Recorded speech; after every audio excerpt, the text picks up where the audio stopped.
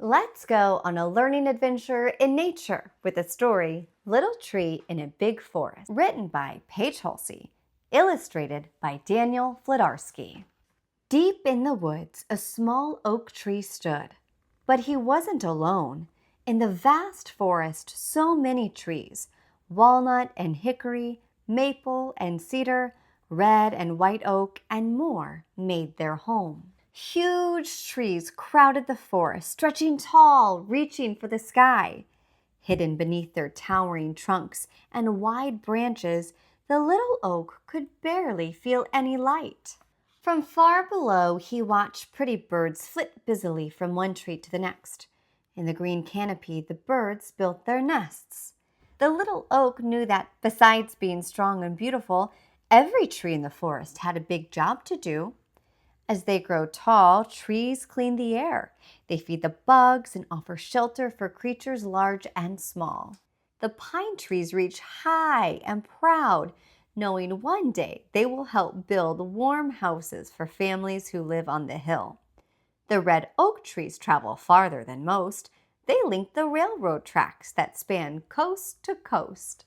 The maple trees, famous in their own way, shine on basketball courts where kids love to play. Some trees become pencils and paper that create beautiful art. Others fill homes as tables and chairs, sturdy bookshelves and desks, even cozy beds where people can rest. As the seasons changed, the little oak dreamed night after night of being anything other than a little tree in a big forest. He wanted to be a big tree with a big purpose. With spring, the forest sprang to life. The oak tree quickly grew round and quite tall. With deep roots and limbs stretched wide, his green leafy branches reached for the sky. Not far away lived a family of bears who liked to go fishing. One day, while trying to snag a big fish, Papa Bear said, "I need somewhere comfy to sit." Mama Bear agreed and suggested a lovely, soft sofa. They found one and tried it, but the rain made it too squishy and soggy. When Baby Bear sat on it, he got all wet. Next, they considered a nice metal bench. They found one and tried it, but in the bright summer sun, the metal got hot and burned Baby Bear's bum. They thought a plastic lawn chair might do the trick. They found one and tried it, but it wasn't strong. Just one use and the plastic chair broke. Poor Baby Bear crashed to the ground. Wandering into the forest, the bears searched for a solid solution. They wanted something rugged and beautiful, something that would last generations. They searched high and low. Then Baby Bear shouted, "I know! Let's make a bench out of real wood!" "I like it," said Mama Bear. Papa Bear agreed.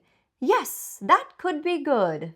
At that, all the trees stood at attention, each one hoping to be the tree that was chosen. That's when Papa Bear spotted the oak that was no longer little. "This is my chance," thought the tree, standing tall and so proud. "I wanted a big purpose, and those bears sure are big. It's a good thing I grew to be so sturdy and strong."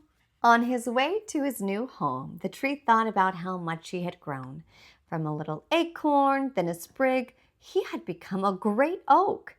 Now he looked forward to the job that awaited. In the shade of a willow right next to the water sits a big, beautiful bench made of real wood. Never too wet or too hot or too weak, strong and sturdy, that wooden bench is always just right. The end.